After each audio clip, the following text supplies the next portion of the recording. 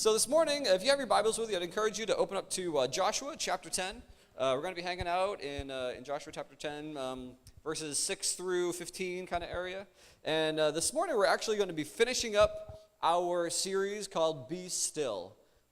I hope that it has been encouraging for you and challenging for you at the same time to be still, especially during the summer. It's really, really tough to be still. As a pastor, I kind of go through these seasons with the church and find that there aren't really a whole lot of seasons where things slow down. In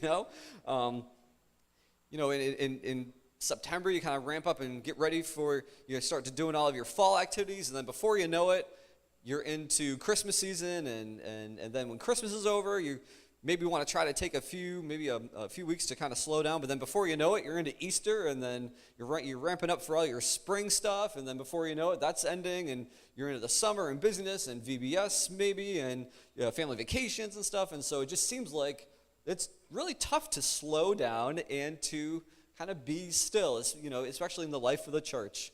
And we've been talking a lot about being still, and not only in the life of the church is it challenging, but out, in our culture, it is very tough to be still. When Susan and I and the kids were over at Niagara Falls, people were just everywhere doing everything, and there wasn't any real chance to be still, except when the kids said, hey, can we just take maybe a couple hours and slow down and not do anything and just lay down on our bed so that we can get some rest and stuff, and me and Susan are thinking, no, we're here to do stuff. Come on, let's go. And they we need to slow down and relax for a few minutes. And which was great because Susan and I, once we slowed down and sat down for a minute, we realized, we really do need to slow down and kind of rest and recuperate from all the activities that we've been doing. But our culture just demands almost in a way to go as fast as you possibly can. And it seems like there's no way for us to really slow down, And our first week, to kind of recap, hey, beautiful. In our first week, are you going to share your yummies with me? What do you got in there? Can I have some?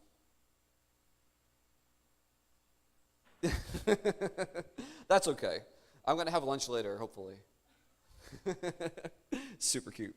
In our first week, we talked about, we kind of set the stage for this whole conversation, and we talked about how we're just a very busy people, and we're always on the move, and we're going from one thing to the next, and you were just, tired people sometimes. And sometimes what happens is when we go, and we get tired, our relationship with God suffers. It kind of sometimes gets put on the back burner. It's not the most important thing. It kind of starts to slip in some ways. And so we realize that it's really important for us to be intentional with our relationship with God. It's important to be intentional with Him so that we can stay in tune with Him.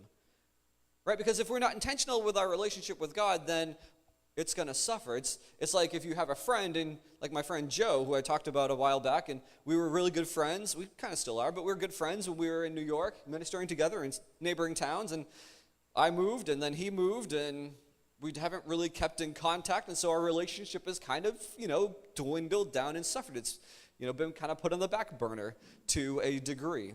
And we talked about how that's a really dangerous thing, and we need to be intentional with our relationship with God.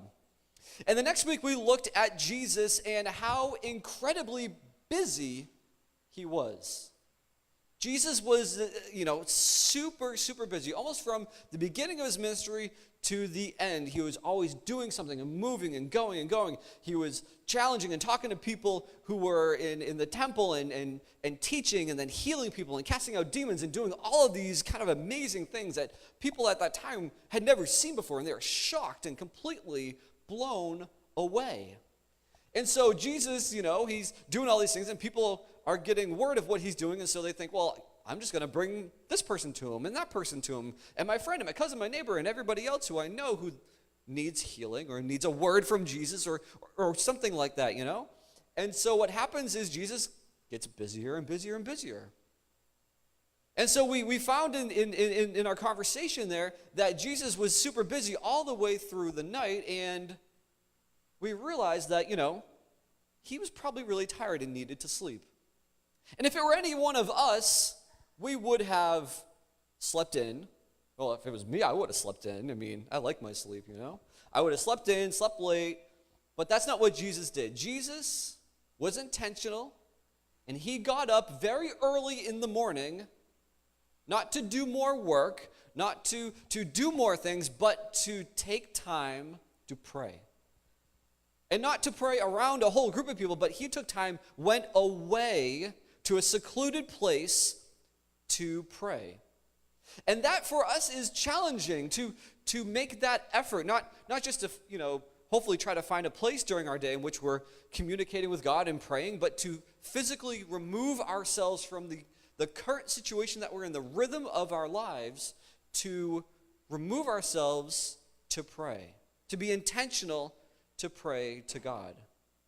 And the third week, we looked at Elijah and his struggles and his interaction with God. And Elijah was a person who was committed to serving God and committed to getting the nation of Israel to follow God, but they just didn't want any part of it. And so in his frustration, he got, upset and frustrated in his frustration, and the possibility of being killed, being, kind of nervous about being killed by people, he ran and ran and ran, and eventually came to a cave where he intentionally sought isolation from everybody else, from everything else. Not necessarily to rejuvenate himself, and not for rest, but just for escape. He was running away from what was going on. And in all likelihood, he probably just wanted to stay there and seclude himself for at least a great long time, if not for the rest of his life. But that's not what happened, because you see, God had a plan. He had more for Elijah to do. God wasn't done with him yet. And so God had Elijah do something. Now, God had Elijah doing a whole bunch of different things, and Elijah thought, well, no, I'm done with this, but God was not through with Elijah yet. God wanted Elijah to communicate something new to the people. God showed Elijah some physical phenomenons that were going on. God showed Elijah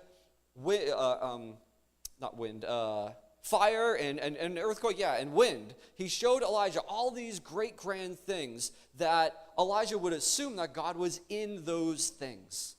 That God was going to be in the wind, that God was going to be in the fire or in the water, in the earthquake. Just like his ancestors knew, that's where God was. That's how God shows himself, or God is in these things, right? In these amazing grand instances. But God was not there. God was not in the wind. God was not in the fire or the earthquake. But God was in the very still voice. He was in the breath, the blowing word of God. And we realize that while we know that God can be in the large, grand instances in life, he can work in some crazy, big ways, he can also work and communicate to us and through us in the small, still whisper. And in our busy lives, when we're going 100 miles an hour, it's going to be very challenging for us to hear the still, small voice of God. And so we were challenged to just maybe slow down and to hear that small blowing whisper of God. And 2 weeks ago, in our last conversation that we had, we looked at the story of Moses and how his interaction with the people and Pharaoh and the enslavement of the Israelites. And it was during this time that the people of Israel hadn't really seen God in quite a while. They hadn't really experienced him in a long time. Generations and generations and generations had gone on, and they had not seen God at work. But what happened was when Moses came back and had his interaction with Pharaoh, and God had sent down the plagues, those people saw the power of God right in front of them. And we saw that after the last plague, Pharaoh let the people go. Pharaoh had enough. He didn't want any more of this. Fine, just get out of here. I don't want to see it anymore. I don't want any more bad things happening. Just go. And so the nation of Israel was now a free people. They were a free people. They were no longer enslaved. And they had the freedom to kind of go where they needed to go, do what they wanted to do. And so God, through Moses, directed them kind of where to go, went around kind of went the long way to the Red Sea, got around the nation of Philistia, the Philistines, because they had a big army and the Israelites didn't. And it was very likely that if the Philistines saw this little nation kind of going through, they're going to take them over and try to make them slaves, right? And so we eventually see the people ending up, the nation of Israel, journeying through the desert and ending up at the Red Sea. And this is where we saw an encounter with God unlike any other that they had seen. Pharaoh was frustrated. He got really mad and he thought, oh my gosh, I'm going to have to do all this work myself. All these people are going to do this work themselves. I completely lost my labor force. I need to go after these people. I need to go after them and get them back. And so he gets tons of chariots, tons of people to go after them, to bring them back, to put into slavery. And it was at this pivotal moment where the people had a choice. They see the chariots coming. They know what's going to happen, and they're stuck between Pharaoh and the Red Sea behind them. And they're stuck with this choice. They're in this dynamic dilemma, whatever.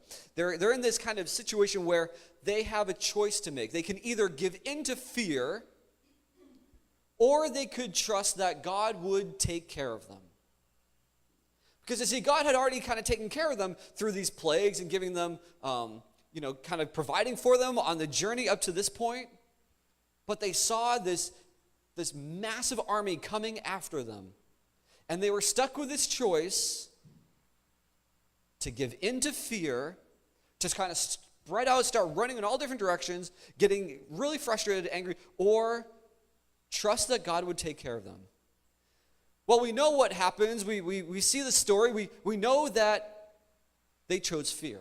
They chose fear, and they're yelling at Moses and yelling at God because God put them in this situation. They say, it would have been better for us to stay in Egypt in slavery and die there than to be in slavery than to die in the desert. We'd rather be in slavery than die in the desert. And Moses commanded the Israelites to wait, to be still, because he had faith that God would deliver them, that God would rescue them, and that God would provide for them a way. Now, in that moment, he didn't know how that was going to happen or when it was going to happen, but he knew that he needed to tell the people to wait for God. And the Israelites wanted to complain and run. That's what they wanted to do. But they needed to be still and wait for God. And we learned that being still and waiting for God is a good thing. That is a good thing. Because when we try to take control, when we act without God's direction or God's leading, we end up on a path that isn't a really good path. It's not his path. It's on our own path, right? And what ends up happening is we end up suffering the consequences. Sometimes they're huge, sometimes they're minor, but we end up suffering the consequences. We need to be still and wait for God's leading in our lives. And this is where we kind of come to our final conversation on being still. We come to this conversation here with Joshua, and he is now the leader of the Israelites. Moses has gone on. He's passed away. We see Joshua being the leader now, and they are campaigning for God as they are directed to by him. And so we see here in Joshua chapter 10 a whole lot of weird names that we're not going to talk about, and nations and things like that. I'm going to try to do this here. We're going to pick up the story in chapter 10, verse 6. The Gibeonites sent word to Joshua in the camp at Gilgal. Do not abandon your servants. Come up to us quickly and save us. Help us, because all the Amorite kings from the hill country had joined forces against us. So Joshua marched up from Gilgal with his entire army, including all the best fighting men. The Lord said to Joshua, do not be afraid of them. I have given them into your hand. Not one of them will be able to withstand you. After an all-night march from Gilgal, Joshua took them by surprise. The Lord threw them into confusion before Israel. So Joshua and the Israelites defeated them completely at Gibeon. Israel pushed them along the road going up to Bethhorn and cut them all the way to Azgach in Machar. It's tough for me to say these names. As they fled before Israel on the road down from Beth-horon and Azgach, the Lord hurled large hailstones down on them, and more of them died from the hail than were killed by the sword of the Israelites. On the day the Lord gave the Amorites over to Israel, Joshua said to the Lord in the presence of Israel, "Sun, stand still over Gibeon, and you, moon, over the valley of Alholon." So the sun stood still and the moon stopped, till the nation avenged itself on its enemies. It is written in the book of Jashar. Over there. Turn the page. The sun stopped in the middle of the sky and delayed going down about a full day. There has never been a day like it before or since, a day when the Lord listened to a human being. Surely the Lord was fighting for Israel. Then Joshua returned with all Israel to Camp Gilgal.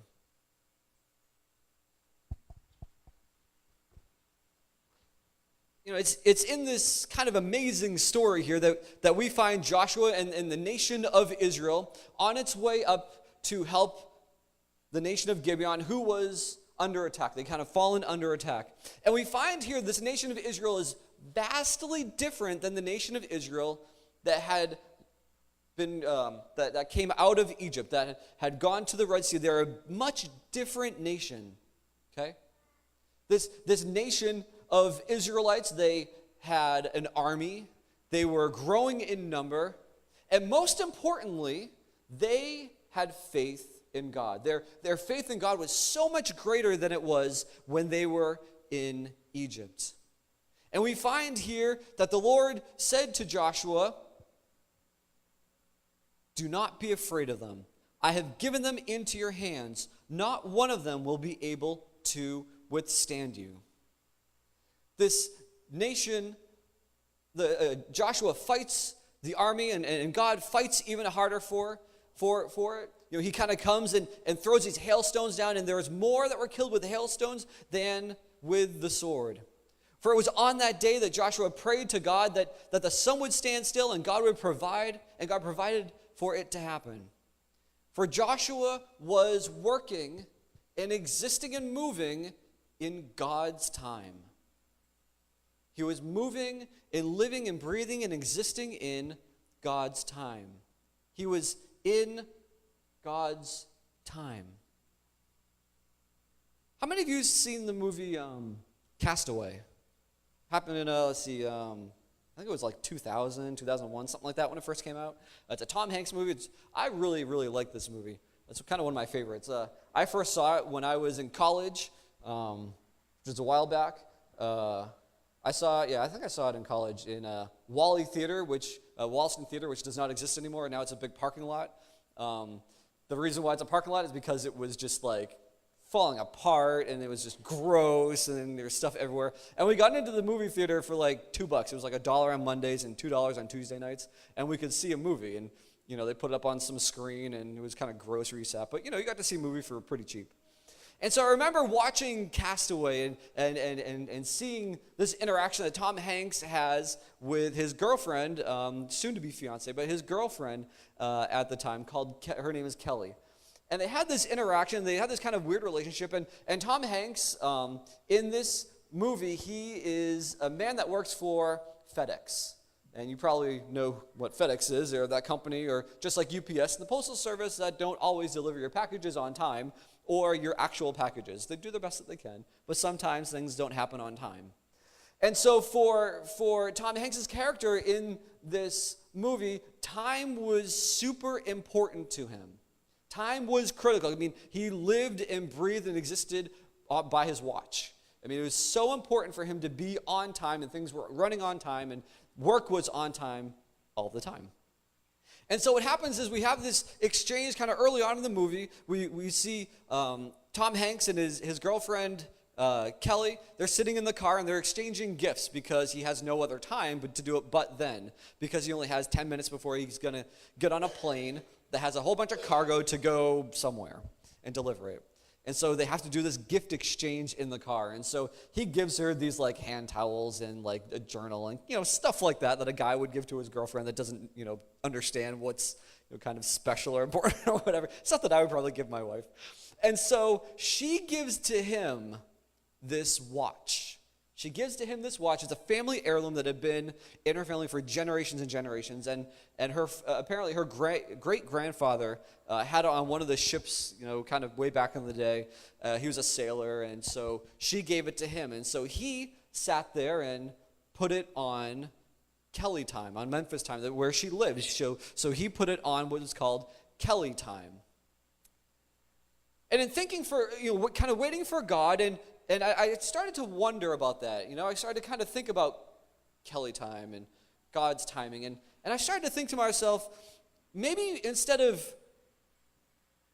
putting everything to a clock or putting everything to our physical time, maybe we need to not set our watches to a specific time, but we need to set our entire being and our spirit and our soul to God's time. Maybe we need to be in God time. Because you see, in God's time and in God's timing, everything is perfect because it's His time. Everything is done according to His will, and things are done with intentionality and in ministry performed when it is in His time, God time. And I really started to think and kind of wonder. I've been in the church for 36 years, and started to wonder how many instances in churches, and this one is definitely included, all churches are included in this, how many churches where they have done ministry outside of God's time, or have done ministry inside of God's time. I started to wonder, how many times have we done ministry outside of God's time, where maybe ministry was forced, or to happen in a certain specific time period. We're trying to push it to happen. Or maybe some ministry that has been going on for quite a while just needed to end up kind of closing shop and stopping. Maybe it was pushed through because it just had to happen. Or maybe there was a lack of momentum.